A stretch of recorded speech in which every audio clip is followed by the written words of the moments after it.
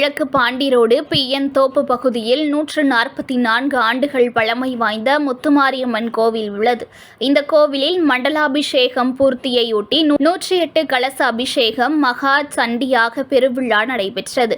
கோபூஜை, விக்னேஸ்வர பூஜை, புண்ணியாக வாஜனம் நடந்தது.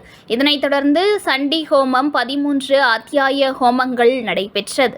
இதில் 13 சுவாமிகளான மகாகாளி, மகாலட்சுமி, சங்கரி தேவி, ஜெயதுர்கா, மகா சரஸ்வதி, பத்மாவதி, ராஜமாதங்கி, பவானி, அர்த்தாம்பிகை, காமேஸ்வரி, புவனேஸ்வரி, சூழினி துர்கா, திரிபுர சுந்தரி ஆகியோருக்கு பட்டுப்புடவை, பழங்கள், பூமாலைகளை யாகத்தில் செலுத்தப்பட்டன.